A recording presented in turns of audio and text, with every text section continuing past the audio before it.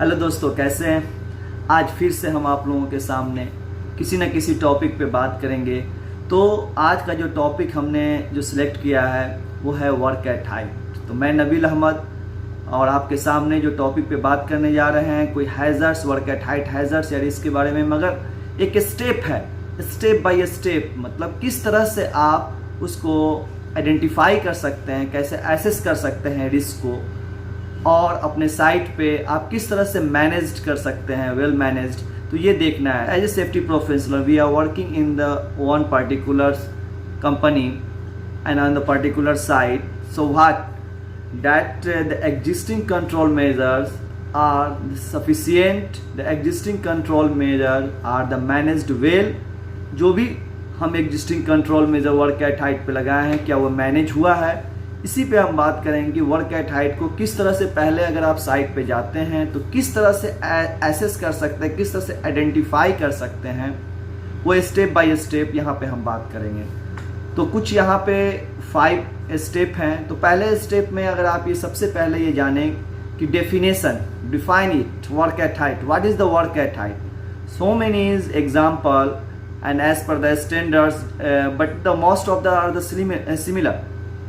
जितने भी जो डेफिनेशन है सिमिलर है, मगर यहाँ पे अगर आईओएस की बात करें तो आईओएस डिफाइन करता है कि कोई भी इस तरह का वर्क, इस तरह का कोई भी काम जो हाइट पे काम हो रहा है, any of activities are going on and where have the probability the falling of object, किसी भी गिरने का ऑब्जेक्ट का या फॉलिंग ऑफ पर्सन है, they could fall in the limited distance, किसी भी लिमिटेड डिस्टेंस से गिर सकता है वो बंदा, और that could be cause of harm, injury हो सकता है।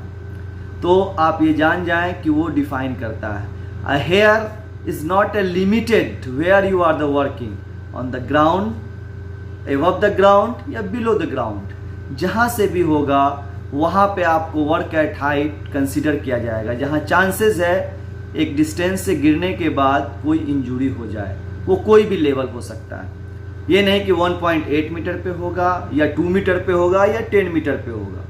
तो ये हमको ये जानना है, अपने जितने भी वर्क फोर्स है उनको बताना है कि हाँ ये जो वर्क एट हाइट है। कुछ लोग इस तरह बोलेंगे ये तो हाइट ही नहीं है, ये तो गिरेंगे ही नहीं, ऐसा नहीं।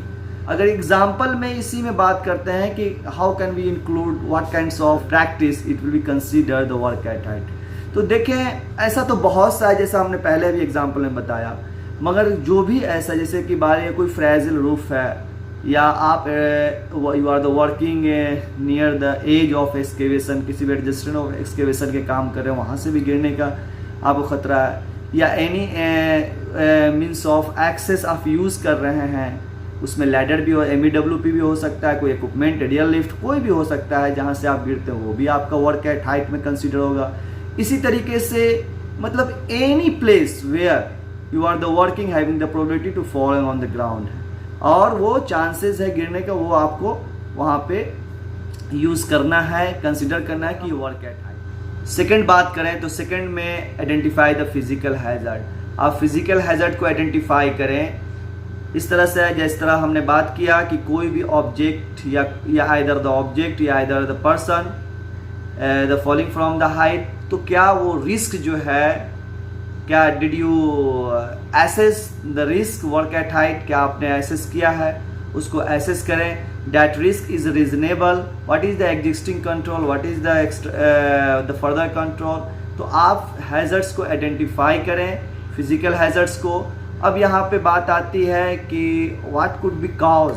अगर हम हैज़र्ड करने जा रहे हैं एसेस, तो उसमें आप ये देखें कि अगर अनप्रोटेक्टेड एज है, या एक्सकेवेशन का बैरिकेशन नहीं है ऑन द एज पे, या फिर आपका लैनियार्ड भी हो सकता है, उसमें इंक्लूडेड कॉज हो सकता है, प्रॉपर फुल बॉडी हार्नेस नहीं यूज़ किए, फॉल प्रोटेक्शन नहीं यूज़ किए हैं, या फ्रेजल रूफ पे कोई भी आपका एज प्रोटेक्शन नहीं है, आप सही तरीके से डिज़ाइन नहीं है इसके फोल्डिंग, लैडर इम्प्रॉपर है, आपका इस तरह का जो भी आपका ये है, या आप कोई भी वर्किंग प्लेटफॉर्म यूज़ कर रहे हैं वह unstable ground, following the cause of hazards. तो आपका ये जितना भी है ये हैज़र्ड्स है, और this hazards will increase the risk of injury जो है, ये जितना भी है वो रिस्क को इंक्रीज कर सकते हैं। अगर आपका पुअर प्लानिंग है, गुड ऑर्गेनाइजिंग नहीं है, कोई भी बंदा अगर हेवी लोड आपको लिफ्टिंग कर रहा है, हाइट पे ले जा रहा है, इसी तरीके से अगर देखा जाए तो कोई मैनेजिंग सिस्टम नहीं है, कोई आपका एग्जिस्टिंग कंट्रोल मेजर नहीं है, प्रॉपर पीपीज नहीं है, वेदर कंडीशन सही नहीं है, आपका हो सकता है सैंड स्टॉर्म वहाँ पे हो, इस तरह का, या आपका जो जोग्राफिकल जो वहाँ पे जहाँ काम कर रहे हैं वह डिफरेंट हो दूसरे जगह से, कोई इस तरह का आपका इंटरफेस हो रहा हो, या फिर कोई इस तरह का मेटल लैडर यूज़ कर रहे हैं नियर द लाइन, है ना, पावर लाइन, तो वहाँ पे चांसेस हो सकता है। सही टूल्स यूज़ नहीं कर रहे हैं वर्क एट हाइट पे, सही इम्प्रॉपर बैरिकेशंस नहीं है, आइसोलेट नहीं है आपका एरिया, इस तरह से सो मेनी इज रीजन, है ना, which produce the hazards and increase risk है। वो इस तरह का जितना भी प्रैक्टिस है आप उसको एसेस करें। उसी तरीके से थर्ड है पर्सनल हैजर्ड। हम लोग साइट पे काम करते हैं, डिफरेंट वर्कर हैं, वो डिफरेंट मेंटलिटी के हैं, तो किस तरह से हम वहाँ पे आइडेंटिफाई पर्सनल हैजर्ड करेंगे, उनको देखेंगे they are the fit for job, they have experience, they have the good competency, they can do the that work, they are not sick, they have taken medicine, या कोई drugs इस तरह का हो रहा है, या फिर यंग वर्कर है। अब पता है आपको जो कम एज के होते हैं उनका ब्लड गर्म होता है, फिर उनका साइकोलॉजिकल भी देखे, पर्सनल हैजर्ड्स में किस मेंटेलिटी के, क्या उनका बिहेवियर है, ठीक है, ये सब चीज़ पर्सनल हैजर्ड्स में आता है कि आप उनको आइडेंटिफाई और एसेस करें कि उनका पर्सनल क्या ये है। यंग वर्कर तो नहीं है, कोई बीमार तो नहीं है, कुछ ड्रग्स तो लेके नहीं आया है, तो ये सब भी आइडेंटिफाई। फोर्थ अगर हम बात करेंगे तो वो भी आप स्टेप यूज़ करें जिसमें कंडक्ट रिस्क असेसमेंट करें। तो रिस्क असेसमेंट का एक अलग ही सब्जेक्ट है, एक चैप्टर है, मगर यहाँ पे हम बेसिकली बताएंगे कि रिस्क असेसमेंट में आप एसेस करें रिस्क को, जो एक बहुत अच्छा एक स्टेप है, usually we are the using that step. तो उसमें सबसे पहले आइडेंटिफाई करें कोई भी हैजर्ड्स को।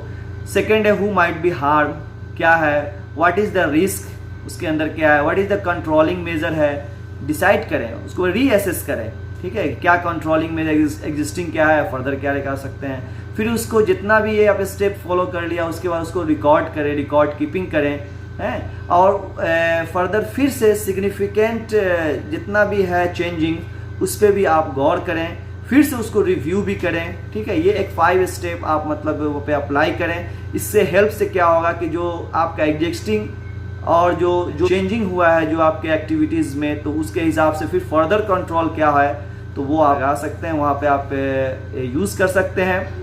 तो ये एक 4th स्टेप है। करना क्या चाहिए, आप विद द हेल्प ऑफ एक रेटिंग होता है जो मैट्रिक्स होता है, जो आपका प्रोबेबिलिटी और सेवरिटी बताता है, आप उस मैट्रिक्स के हेल्प से you have to decide yourself and what is the your company organization standard, आप क्या चाहते हैं, क्वालिटेटिव चाहते हैं, मेथड यूज़ कर रहे हैं वहाँ पे रिस्क असेसमेंट के लिए। With the help of the matrix you can do it, you can go the further the complete develop the risk assessment. अब रिस्क असेसमेंट हो गया, you have the completed risk assessment, the all hazards are identified and risk already assessed। तो अब क्या करना है, what you should do, have to put the controlling measure।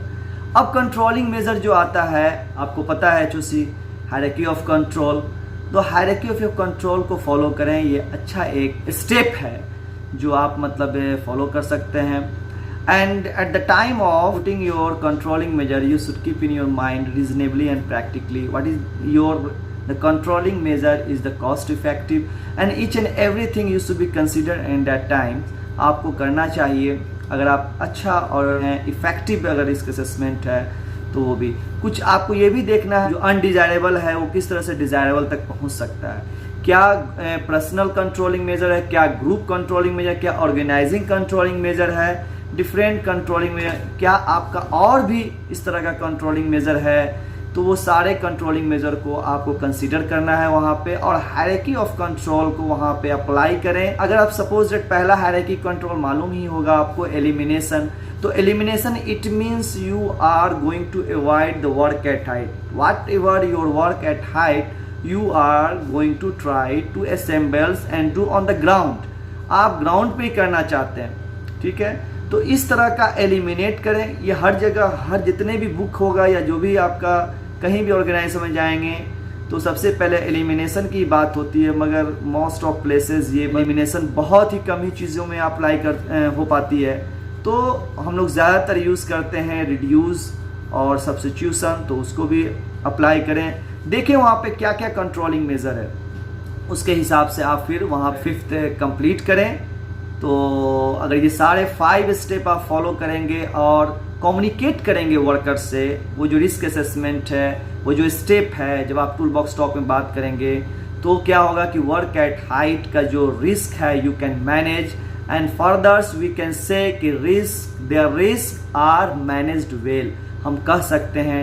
ठीक है, तो एज ए सेफ्टी प्रोफेशनल ये एक बेसिक स्टेप था, 5 स्टेप फॉलो करें। I hope so it will be better on our side, we can save our people. चलिए next video में बात करेंगे, जब तक टेक केयर, थैंक यू।